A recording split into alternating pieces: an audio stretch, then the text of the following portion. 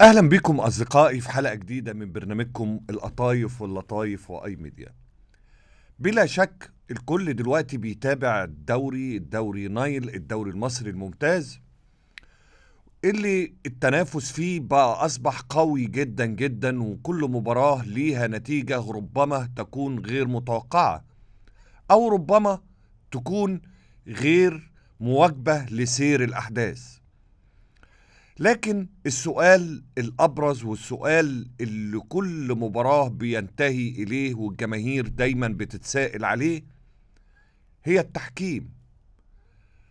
ويمكن ده اللي دفع رئيس اتحاد كرة القدم المصري الجديد السيد هاني أبو ريدة إنه يقول بالفم المليان إنه لابد من تطوير التحكيم، وإنه الفترة القادمة أكيد هيحاول إن هو يطور التحكيم ويأتي بأحدث التقنيات من أجل تطوير التحكيم ومن أجل تطوير الفار. لكن يا أصدقائي السؤال اللي بيطرح نفسه إيه هو السؤال؟ السؤال ببساطة، مشكلة التحكيم في الدوري المصري هل يا ترى في الماشين ولا في البني آدمين؟ سؤال مهم جدا جدا، بس لو سمحت ما تتسرعش وتجاوب عليه. أنا أتذكر إن لما الخواجة مارك كلاتنبرج لما جه على رئاسة التحكيم المصري لكرة القدم عمل اجتماع بالإعلاميين، وفي الاجتماع ده قال كلمتين مهمين جدا جدا. إيه هما الكلمتين؟ قال ببساطة شديدة إن الحكام في مصر عارفين وحافظين القوانين 100 حافظين وعارفين قانون كرة القدم بشكل ممتاز جدا، لكن المشكلة الوحيدة والمشكلة المتبقية هي ازاي تطبق، والفهم في التطبيق وطريقة التطبيق.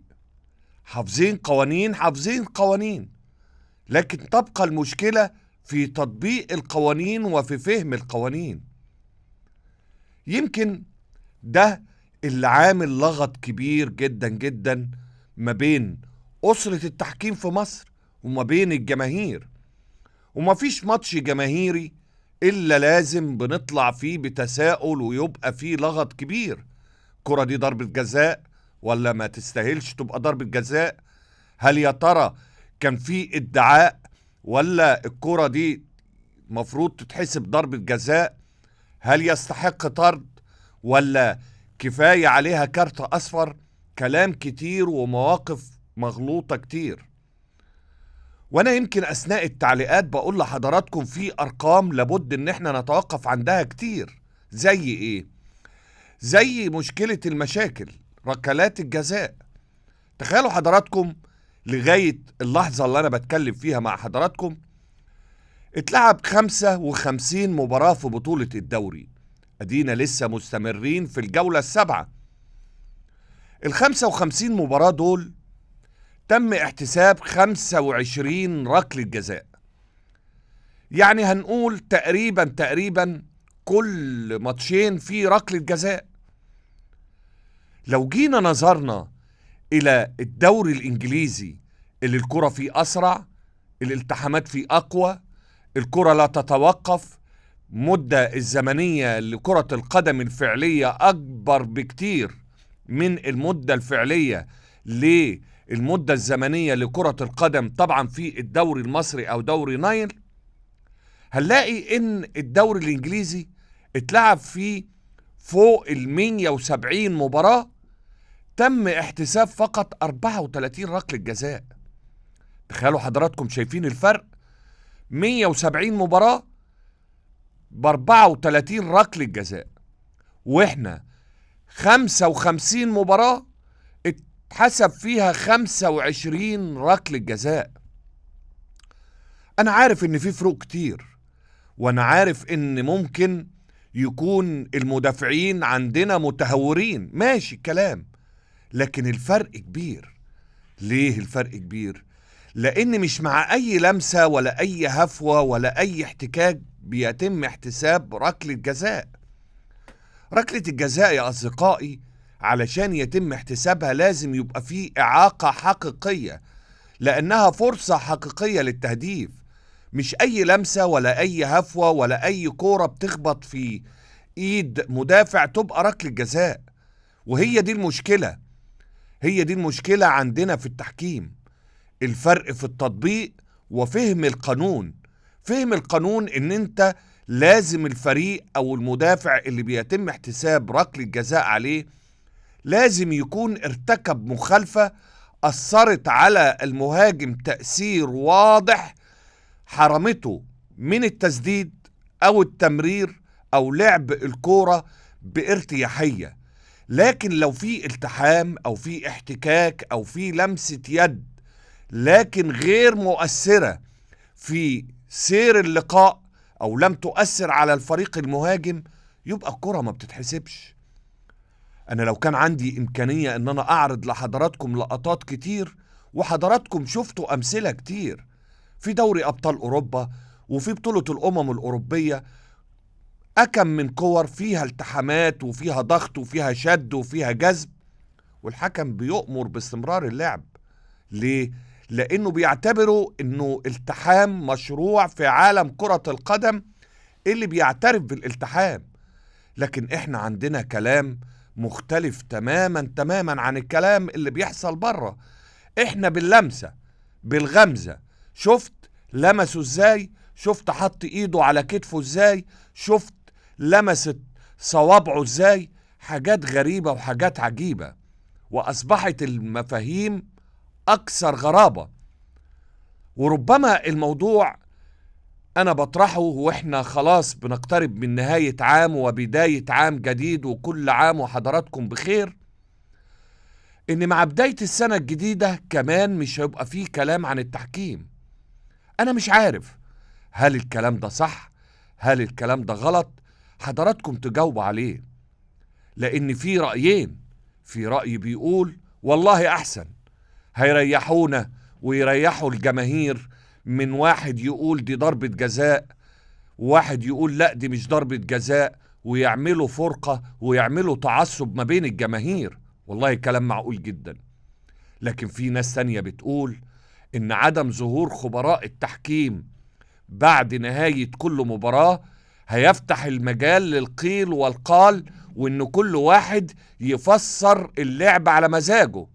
طب ما ده كان موجود زمان، لكن ما كانش فيه انقسام. عموما لو هتحبوا حضراتكم تعرفوا رأيي، أنا رأيي أبدا طول العمر مع الإتاحة وليس المنع.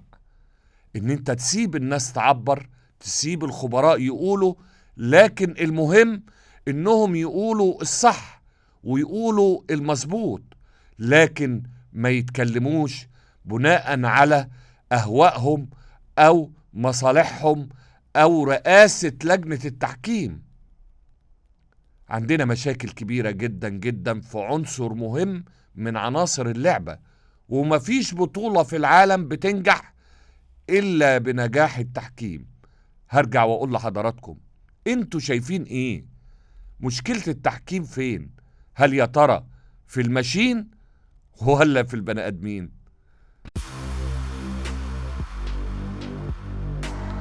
وادي القطايف واللطايف وكل الحلويات والمشكلات.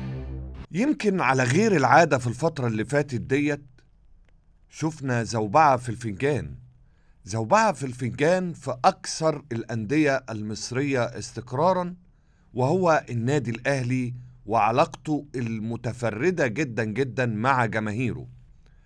جماهيره اللي دايما بتتفانى في الالتفاف حوالين الكيان، ودايما ملفوفة وبتدفي وبتشجع وبتساند لاعبتها في أي موقف كان.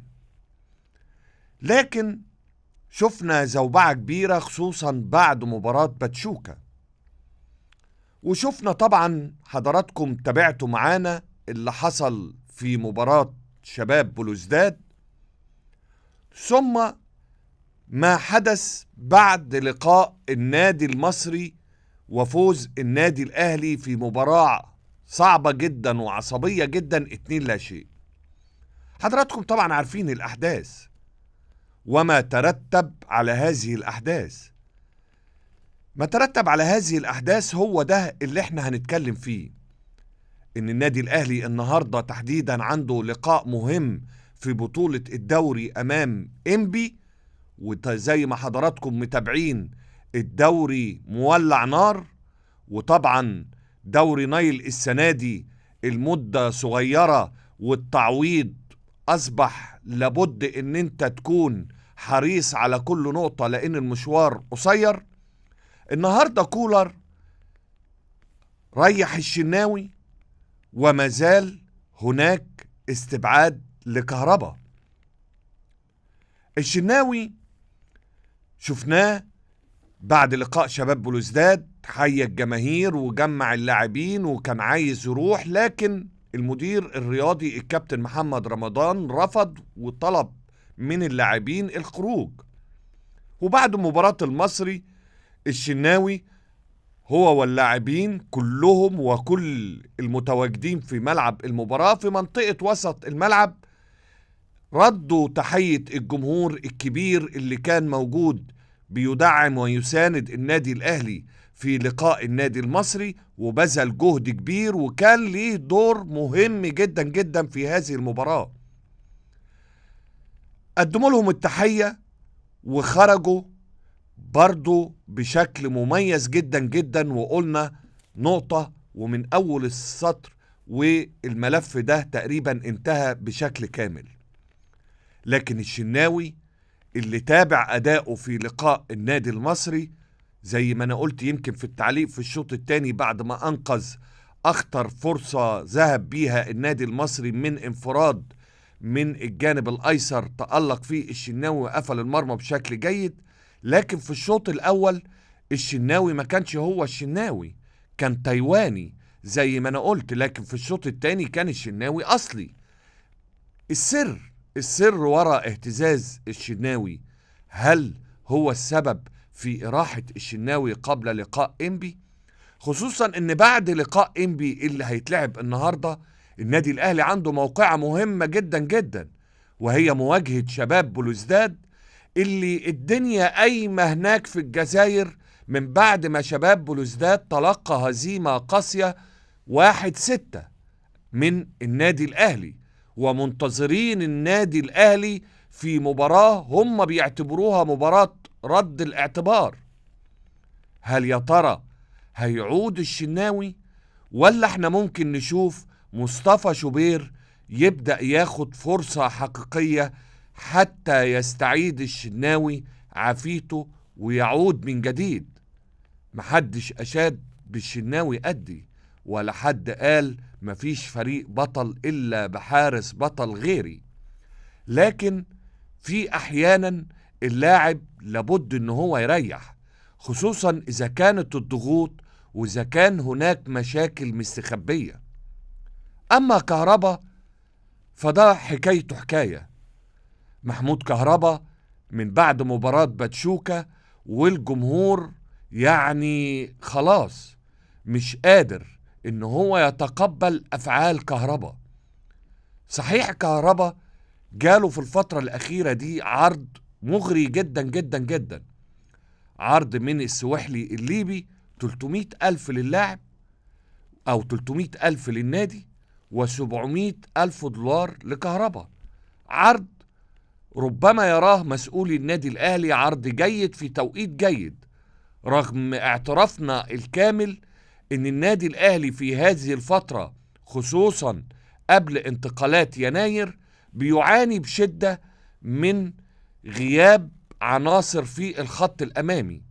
عشان كده كل الناس متوقعة ان في انتقالات يناير هيبقى في تدعيم قوي للشق الأمامي، لان احنا زي ما شفنا في لقاء النادي المصري ما كانش في تشكيلة وسكواد النادي الأهلي إلا 3 مهاجمين، حسين الشحات وبيرسي تاو ووسام أبو علي والشاب الجديد سمير محمد.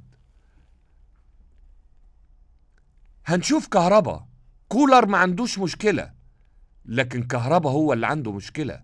كهربا عايز يستمر في النادي الأهلي. النادي الأهلي مقبل على فترة مهمة جدا جدا، هي فترة انتقالات يناير. طموحات الياقوت الأحمر جمهور النادي الأهلي طموحات كبيرة جدا جدا، وعايزين لعيبة بكواليتي فريد وكواليتي عالي، كواليتي يتناسب مع طموحات الجماهير، خصوصا ان النادي الأهلي مقبل على مشوار طويل وقوي ومثير، سواء دوري أو دوري أبطال أو كاس رابطة أو البطولة المرتقبة وهي بطولة كأس العالم للأندية في نسختها الأولى.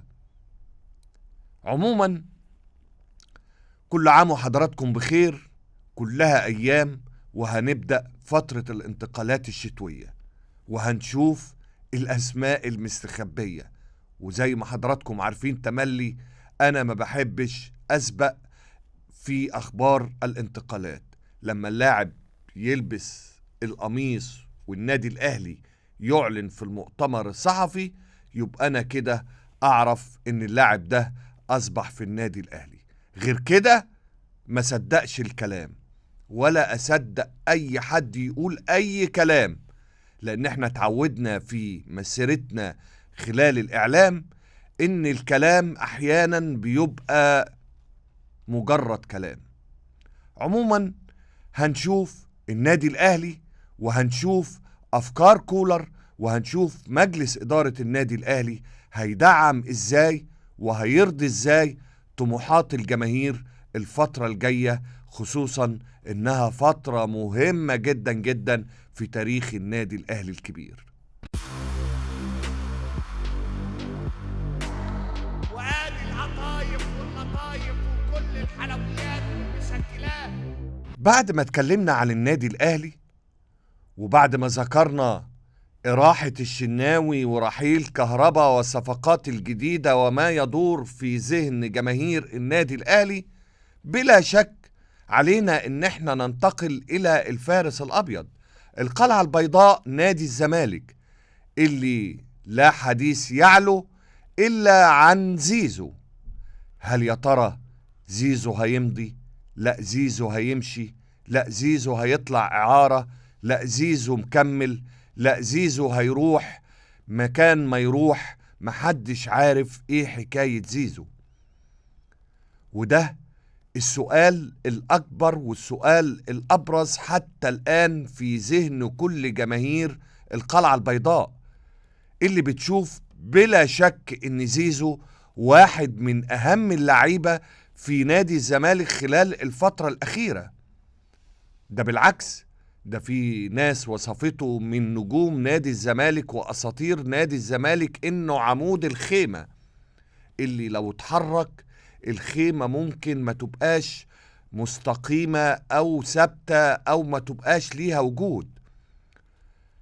الصراحة الأندية الكبيرة ما بتتوقفش أبدا على لاعب، وهنا شفنا آراء تانية كتيرة. زيزو الكلام المعلن إنه هو عايز أرقام كبيرة، أرقام قد تصل إلى 100 مليون في الموسم الواحد. ونادي الزمالك بلا شك ولا يخفى على أحد إنه عنده مشاكل مالية كبيرة. في رأي بيقول أطلع زيزو إعارة ومضيه سنتين واستفيد من العائد المادي واشتري وجدد للعيبة تانية كتير. والله كلام سليم وكلام مظبوط. وفي ناس تقول لا، مجلس الإدارة عليه إنه يحافظ على النجوم ومفيش نجم أفضل من زيزو. زيزو هو اللي بيدور المكنة في نادي الزمالك حتى لو ما سجلش أهداف. ده زيزو هو أيضا ملك الأسيستات في نادي الزمالك وصاحب الأرقام، وكان مرشح في الموسم الماضي كأفضل لاعب في إفريقيا، وكانت الأمال معقودة عليه بشكل كبير. يبقى إزاي نسيب زيزو يروح لأي مكان؟ وفي ناس خايفة ان زيزو ينتقل بعد فترة زمنية ربما الى النادي الاهلي، رغم تصريحات الكابتن محمود الخطيب في القلعة الحمراء ان مفيش حد ابدا يتكلم على موضوع زيزو وانتقاله الى النادي الاهلي ابدا، ومحدش يتفاوض مع زيزو ايا كان، خصوصا لو ينتمي للنادي الاهلي. مشكلة زيزو مشكلة كبيرة، والازمة المالية اللي فيها نادي الزمالك عايزة من زيزو شوية مرونة. ويمكن بعد لقاء نادي الاتحاد اللي كان بالامس وفاز فيه نادي الزمالك 2-0، احد المشجعين او احد الصحفيين سأل زيزو وقال له: يا زيزو احنا بنحبك، خليك معانا. فرد عليه زيزو باندهاش وقال له: ومين قالك ان انا ماشي؟ كلام كتير ولغط كتير، وما فاضلش الا يومين ويصبح زيزو له الحق انه يمضي لاي نادي، خصوصا بعد ما تأخر كتير جدا جدا اعضاء مجلس الادارة في ان زيزو يمضي لنادي الزمالك ويؤكد بقائه رسميا في القلعة البيضاء. يا ترى، يا هل ترى زيزو مكمل، ولا زيزو هيمشي، ولا زيزو هيروح إعارة، ولا زيزو هيروح فين؟ خصوصا ان نادي الزمالك زي ما قلت لحضراتكم عنده تقريبا 8 لاعبين المفروض انهم عقودهم بتنتهي بنهاية هذا الموسم، ولابد ان هم يجدد لهم، او ربما البعض يبقى من الراحلين. أزمة مالية كبيرة، ومجلس الإدارة في حيرة، وجمهور نادي الزمالك أعلنها بوضوح وبصراحة قدام الجميع: اللي عايز يرحل يرحل، واللي عايز يقعد أهلا بيه. وده كلام محدش يقدر يغلط الجماهير فيه. وادي القطايف واللطايف وكل الحلويات والمسكلات. وبما اننا وصلنا للختام، يبقى لابد ان احنا نختم بالقطايف واللطايف والحلويات. ومفيش حاجة اجمل ولا حاجة اطعم ولا حاجة احلى من نجمنا الكبير صاروخ الشرق محمد صلاح، نجم نجوم العالم، الكينج، الملك المصري اللي بيحطم كل الارقام، اللي بدأ ياخد العقل، بدأ يسرق كمان الأحلام، لدرجة إن الجماهير في إنجلترا مش مصدقة من اللي بيحققه محمد صلاح مع ليفربول في العام 8 على التوالي. أي أرقام وأي إنجازات وأي أهداف وأي أسيستات وأي أداء وأي بصمة، أرقام ولا أرقام، شيء ياخد العقل. محمد صلاح بيحقق تاريخ ربما لم يسبق لأي لاعب إفريقي أو عربي الوصول إليه، خصوصا إنه بعد ما وصل، طبعا زي ما حضراتكم متابعين، وأنا عارف إن الكل في مصر دلوقتي بقوا متابعين، إحنا بقينا بننتظر لقاءات ليفربول في الدوري الإنجليزي أو في أي بطولة علشان نتفرج على صلاح ونشوف صلاح النهاردة هيكسر كام رقم وهيعمل ايه وهتبقى بصمته ازاي. محمد صلاح يا سادة في حتة مش تانية، في حتة 10-15 حتة احنا ما نعرفهاش. ورغم التاريخ الكبير لكرة القدم المصرية، التاريخ الممتد اللي بيجعلنا ربما من أوائل ومن رواد كرة القدم في القارة السمراء، لكن محمد صلاح جاي من كوكب تاني، وهو بلا شك وبالأرقام هو أفضل لاعب في العالم خلال هذا العام. ويمكن الناس كلها وإرني سلوت المدير الفني لليفربول، الكل بيتكلم ان صلاح هو الافضل على صعيد العالم من حيث التمريرات الاسيست. 82 تمريرة اسيست حتى الان في مختلف البطولات، رقم ياخد العقل، رقم لم يسبق احد الوصول اليه.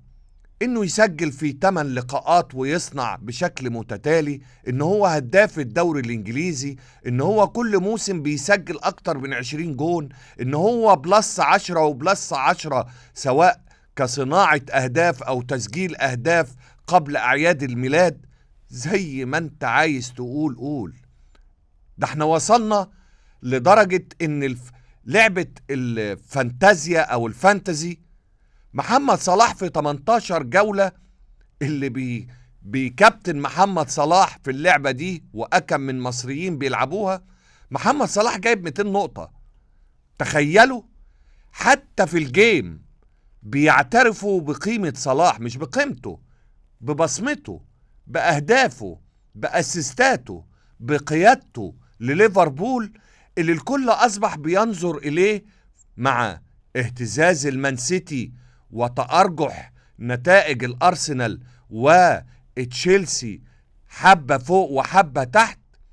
أصبح ليفربول بقيادة محمد صلاح هو الأقرب للقب الأغلى، لقب الدوري الإنجليزي. لكن الغريب والمدهش والعجيب إن في آخر لقاء ويست هام اللي محمد صلاح سجل هدف وصنع هدفين، اتسأل على التجديد، وكان الجديد انه قال احنا بعيدين. احنا طبعا عايدة على محمد صلاح ورامي وكيل اعماله وادارة ليفربول، قال احنا بعيدين تماما عن هذه الامور حتى الان. لكن انا مش هصرح ومش هتكلم في الاعلام، لان مازال امامنا حلم كبير وهو لقب الدوري الانجليزي. هو ده معقول؟ هو ده كلام؟ هو في حد يبقى معاه جوهرة، يبقى معاه الكينج محمد صلاح ويفرط فيه؟ ده على فكرة مش كلامي، ده لسان وحال كل جماهير مدينة ليفربول اللي شايفين ان صلاح الكينج المصري، هو البسمة، هو السعادة، هو اللاعب اللي دايما بيصنع الفارق، ودايما في الأوقات الصعبة بتبقى ليه بصمة وبيبقى ليه دور. هو في حد زي محمد صلاح صاروخ الشرق؟ أعتقد مفيش. في الأخير بشكركم أصدقائي على حسن المتابعة وحسن الاستماع. إن شاء الله على أمل بلقاء جديد في حلقة جديدة من القطايف واللطايف وآي ميديا.